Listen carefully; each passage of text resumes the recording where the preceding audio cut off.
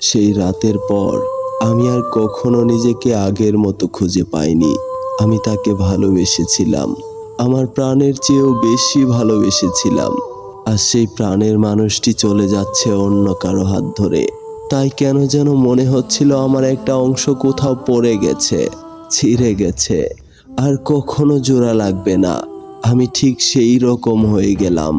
নিজের ঘরে নিজের চেহারায় আর ভালো লাগতো না। ঘুম ভেঙে আয়নায় তাকালে মনে হতো, এই আমি কে? এ তো সেই মানুষ যে হাসি মুখে তোমার ছবিতে কমেন্ট করত, যে রাত জেগে তোমার ঘুম আসতো না মেসেজ রিপ্লাই দিত। আর সেই মানুষটা আয়নায় দাঁড়িয়ে শুধু নিঃশ্বাস নেয়, হাসে না, বাঁচে না, শুধু টিকে থাকে। মা বলতো, কি হয়েছে তোর, এত চুপচাপ কেন? আমি হেসে বলতাম, ঘুম হচ্ছে না মা। কিন্তু মা তো জানতো না আমি ঘুমাই না বহু দিন হয়। বাবা একদিন বলেছিল, জীবনে কিছু করবি না, এত লেখাপড়া করে কেবল শুধু ফোন নিয়েই বসে থাকিস। আমি তখন ফোন হাতে তোমার প্রোফাইল স্ক্রল করছিলাম। তুমি প্রতিদিন নতুন নতুন ছবি দিচ্ছ, নতুন লোকেশনে যাচ্ছ, আর হেসেই চলেছ। তুমি তো ভালোই আছো, শুধু তোমার হাসির নিচে চাপা পড়ে গেছে আমার বুকে জমে থাকা শত কষ্ট। আমি চাকরিটাও ছেড়ে দিয়েছিলাম, বন্ধুদের সাথে দেখা করাও বন্ধ করে দিয়েছি। ঘরের মধ্যে নিজের মতো গুটিয়ে যেতাম, কান্না আসতো না, কিন্তু বুক কাঁপতো। একদিন একটা ছোট্ট আয়নার দিকে তাকিয়ে নিজের চোখে চোখ রাখলাম। তখন মনে হলো আমি আর বেঁচে নেই। এই চোখে আগুন ছিল, স্বপ্ন ছিল, আর সেখানে কেবল ধোঁয়াশা। আমি নিজেকে নিজেই বিচ্ছিন্ন করে ফেলেছি। কেউ জিজ্ঞাসা করলে বলতাম, ভালোই আছি, মুখে হাসি, কিন্তু বুকের ভিতর এক বিষণ্ণ শূন্যতা। বাইরে যতই স্বাভাবিক দেখাতো, ভেতরটাতে ততটাই ঝড় বয়ে যেত। একদিন এক বন্ধুর বিয়েতে দাওয়াত খেতে গিয়েছিলাম। সেখানে তোমার মতো দেখতে একটা মেয়েকে দেখেছিলাম, আর তৎক্ষণাৎ আমার বুকটা ধড়ফড় করে উঠেছিল। দূর থেকে তাকিয়েছিলাম, বুঝি এটা তুমি না, কিন্তু হৃদয় ঠক ঠক করে ওঠে। শরীরের ভেতর জমে থাকা তোমার অস্তিত্ব আমার স্নায়ুতে খেলে যায় বিদ্যুতের মতো। একবার তোমার একটা ছবি দেখেছিলাম, তোমার বিবাহের ছবি।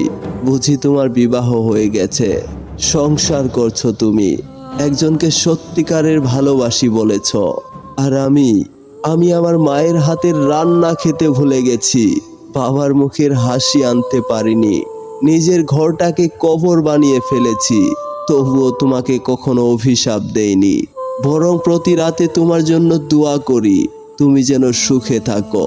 তুমি যাকে পছন্দ করেছ সে যেন তোমার যত্ন নেয়, তোমার জন্য সাজেকের ভোর এনে দেয়, তোমার মনের দুঃখ বুঝে নিতে পারে।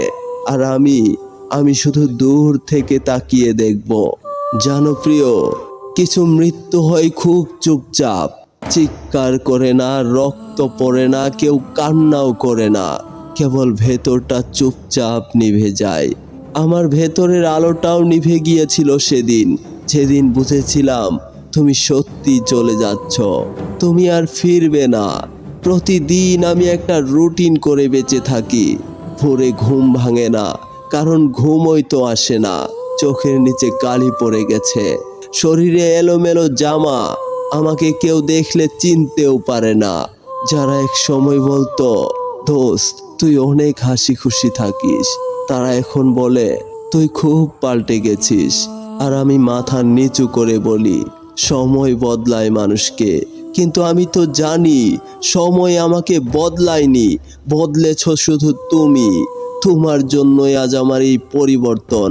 আমি ভেঙে পড়েছি, নিঃস্ব হয়ে গেছি, আমার বুকের ভেতর জমে থাকা ভালোবাসাগুলোকে ছুঁড়ে ফেলে দিয়েছি। জানো প্রিয়, একদিন পাশের বাসার বাচ্চা এসে আমাকে জিজ্ঞাসা করেছিল, একটা পুচকে বাচ্চা, সে হাসতে হাসতে বলতে লাগলো, ভাইয়া তুমি এত চুপচাপ কেন?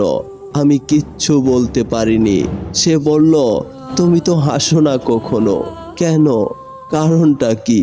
সত্যি আমি শেষ কবে হেসেছিলাম মনে নেই, হয়তো সেদিন যেদিন তুমি বলেছিলে তুমি ছাড়া একটা দিনও কল্পনা করতে পারি না। আমি আর এখন ভালোবাসার গান শুনি না, যে গানগুলোতে একটা সময় তুমি লিরিক লিখে আমাকে পাঠাতে। আজ সেগুলো বাজলে আমার কান বন্ধ করে ফেলি। রাস্তায় যখন প্রেমিক প্রেমিকারা হাত ধরে যায়, আমি মুখ ঘুরিয়ে নেই, চোখ সরিয়ে নেই। হঠাৎ বুকের মধ্যে ব্যথা অনুভব হয়। একটা অদৃশ্য ছুরি চিরে দেয় আমার শত স্মৃতিকে। জানো, এখন আমার দিন কাটে নিজের সাথে কথা বলে। রাত নামলে বারান্দায় বসে থাকি, দূরে একটা আলো জ্বলে, ভাবি হয়তো তুমি সেখানে আছো, হাসছো, সুখে আছো। আমার এই শরীরটা বেঁচে আছে ঠিকই, কিন্তু এখানে কোনো মন নেই, নেই কোনো ইচ্ছা, কোনো স্বপ্ন, কেবল নিঃশ্বাস চলছে, যেন কাউকে না হারিয়েও হারিয়ে যাওয়ার চর্চা করছে। একদিন এক পুরনো বন্ধুর সাথে রাস্তায় দেখা। সে এসে বলল, দোস্ত, তোকে আমি চিনতেই পারিনি, এত শুকিয়ে গেছিস কেন? আমি মুচকি হেসে তাকে বলেছিলাম, তুই তো শুধু আমার গায়ের হাড্ডিটা দেখলি, আমার ভেতরে ভাঙা অংশগুলোকে দেখলি না। সে কিছু বলল না, কারণ কিছু বলার ছিল না। আজকাল আমি অন্ধকার ভালোবাসি, কারণ অন্ধকারে চোখের জল লুকানো যায়। আমি এখন রোদের নিচে হাঁটি না, ছায়া খুঁজি, কারণ রোদটাতে আমার খুব কষ্ট হয়। তুমি তো রোদে দাঁড়িয়ে বলেছিলা, আমার ছায়া হও তুমি। হয়তো আমি হয়েছিলাম, তাই তুমি অন্য কোথাও রোদের নিচে হেঁটে চলেছ। আমি কেবল ছায়া হয়ে রয়ে গেলাম অদৃশ্যভাবে। আমি এখন কেবল বেঁচে থাকি, কারণ আমার মৃত্যু নেই। ওই উপরওয়ালাও যেন আমার সঙ্গে প্রতারণা করছে, আমাকে তিলে তিলে কষ্ট দিচ্ছে। জানো, আমি যদি মরে যেতাম, তাহলে শেষবারের মতো তোমার নামটা মনে করে এক ফোঁটা চোখের জল ফেলতাম। কিন্তু এখন আমি শিখে গেছি, কান্নার চেয়ে অনেক বেশি ব্যথা হয় যখন আমি চুপ করে থাকি। প্রিয়, তোমার মনে আছে, আমি তোমার পাশে দাঁড়িয়ে বলেছিলাম, তুমি থাকলে আমি বেঁচে থাকবো। তাই তো আমি আর বাড়িতে থাকিনি, চোখে চোখ রাখতে পারলাম না মা বাবার সাথে। তারা কিছু বুঝতো না, তাদের সন্তানটা কেন এত বদলে গেল। তারা ভাবতো অলসতা, হতাশা, চাকরি না থাকার যন্ত্রণা। কিন্তু আমি তো জানতাম, আমি শুধু চাকরি হারাইনি, আমি আমার জীবনটাকেই হারিয়ে ফেলেছি। আমি একদিন বাড়ি ছেড়ে চলে গেলাম, কোনো গন্তব্য ছিল না। পকেটে 100 টাকার একটা নোট ছিল, আর ব্যাগে ছিল তোমার দেওয়া একটা পেঁচানো স্কার্ফ, যেটা দিয়ে তুমি বলেছিলে শীতে গলায় পেঁচিয়ে নিও, মনে পড়বে আমায়। কি অদ্ভুত, আজ আমি ঠিক সেটাই করছিলাম। তোমার স্মৃতি পেঁচিয়ে ঘুরে বেড়াচ্ছি এই শহর থেকে আরেক শহরে। আমি বাস স্ট্যান্ডে বসে থাকতাম ঘন্টার পর ঘন্টা। মানুষ আসতো যেত, জোড়া জোড়া পা চলতো, কিন্তু আমার পাশে কেউ বসতো না। আমি যখন খুব ক্ষুধার্ত হয়ে পড়লাম, তখন কোনো একটা হোটেলের পেছনে ফেলে দেওয়া খাবারগুলো টুকিয়ে খেতাম আর হাসতাম। এই সে আমি, যে এক সময় ভাবতো তার ভালোবাসা দিয়ে পাহাড় নাড়িয়ে দেবে। আমি একটা ভাঙা রেস্টুরেন্টে রাত কাটিয়েছিলাম একদিন। সেখানে একজন ভিখারি এসে বলল, তুমি তো ভিখারি না, তোমার চোখে এমন কষ্ট কেন? আমি শুধু বলেছিলাম, ভিখারি তো আমি, সবচেয়ে বড় ভিখারি, শুধু মানুষের কাছে না, ভালোবাসার কাছেও, বিশ্বাসের কাছেও। তারপর সে চুপ করে বসে রইল।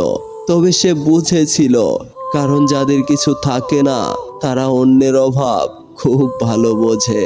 আমি এখন এমন একটা মানুষ হয়ে গেছি, যাকে কেউ নাম ধরে ডাকে না, যাকে দেখলে মানুষ পাশ কাটিয়ে যায়। হোটেলে গিয়ে এক কাপ চা চাইলে আগে টাকা চায়। আমি আমার নিজের চোখে একটা শহরে তোমাকে দেখেছিলাম। তুমি তখন কোনো একটা রেস্টুরেন্টে যাচ্ছিলে, কারো হাত ধরে। আমি রাস্তায় এক কোণে দাঁড়িয়েছিলাম, মুখে খালি ধুলো, চোখে অন্ধকার। তুমি চোখে চোখ রাখোনি, হয়তো চিনতেই পারোনি, নয়তোবা চিনেও না চেনার ভান করেছ। সেদিন মনে হয়েছিল আমি সত্যিই মরে গেছি। তুমি তো বলেছিলে তুমি আমার পৃথিবী, আর এখন আমি তোমার পৃথিবীর বাইরের একটা বাতিল নাম। সত্যি, পৃথিবীটা কত নিষ্ঠুর, পৃথিবীর মানুষগুলো কতটা নির্দয়। আজকাল আমি রাত কাটাই রাস্তার পাশে, ব্রিজের নিচে, পার্কের বেঞ্চে। তবুও প্রতিদিন একবার তোমার প্রোফাইলে ঢুকি, দেখি তুমি ভালো আছো কিনা। আর নিজের বুকে হাত রেখে বলি, তুই এখন তার কিচ্ছু না, তবুও তার জন্য দোয়া কর। কারণ একদিন তো সে বলেছিল, তুই ছাড়া সে এক মুহূর্তও বাঁচতে পারবে না। প্রিয় দর্শক, আমাদের আজকের গল্পটি কেমন হয়েছে জানাতে ভুলো না। আর ভালো লাগলে অবশ্যই একটি লাইক করে শেয়ার করে দিও। আর অবশ্যই আমাদের সাহায্য করার জন্য আমাদের চ্যানেলটি সাবস্ক্রাইব করে আমাদের সাথেই থেকো। ভালো থেকো, সুখে থেকো। আমি মাসুদ, আবারও দেখা হবে অন্য আরেকটি গল্পে। Bye bye.